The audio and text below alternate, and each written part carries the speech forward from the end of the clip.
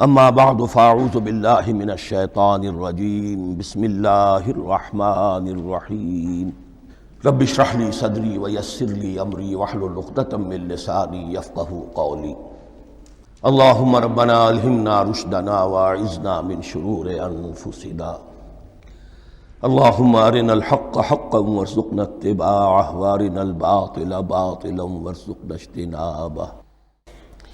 بہرحال اس سورہ مبارکہ کا جو اسلوب ہے میں نے عرض کیا دعائیہ ہے، البتہ قرآن مجید کے علم اور حکمت کے اعتبار سے، اس کے فلسفے کے اعتبار سے ایک بات سمجھ لینی چاہیے۔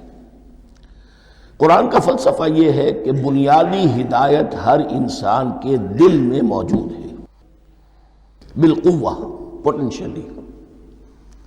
یہ جو قرآن مجید یا اللہ کی کتابیں نازل ہوتی ہیں یہ انہیں ایکٹیویٹ کرتی ہیں، وہ اندر کی جو ڈورمنٹ کانشسنس ہے، خوابیدہ شعور جو ہے اسے بیدار کر کے، اور پھر یہ کہ اسے اجاگر کرتی ہیں۔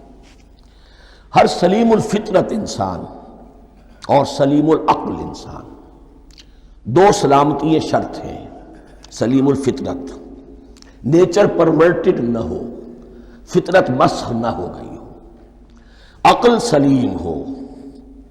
ان دونوں چیزوں کا نتیجہ یہ نکلتا ہے کہ وہ انسان از خود، بغیر کسی وحی کی رہنمائی کے، بغیر کسی نبی کی تعلیم کے سے استفادہ کیے ہوئے، از خود بھی کچھ حقائق تک پہنچ جاتا ہے۔ اور وہ حقائق کیا ہیں؟ نمبر ایک یہ کہ اس کائنات کا ایک خالق ہے اور وہ ایک ہے، اور وہ تمام صفات کمال سے متصف ہے۔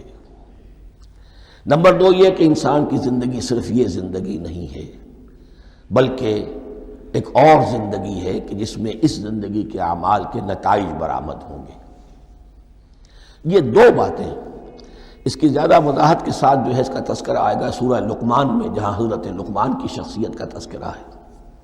لیکن یہاں صرف یہ بات سمجھ لیجئے کہ قرآن کا فلسفہ یہ ہے کہ ہر انسان میں، ہر فرد نوع بشر میں جو اپنی ولادت کے وقت مسلم ہوتا ہے، حضور کی حدیث ہے کل مولود یولد علی الفطرہ ابواہ یحودانہ او ینصرانہ او یمجسانہ، ہر بچہ نوع انسانی کا فطرت اسلام پر پیدا ہوتا ہے، وہ فطرت کے اندر وہ ہدایت ودیت ہے۔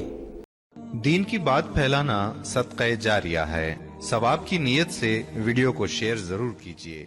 جزاک اللہ۔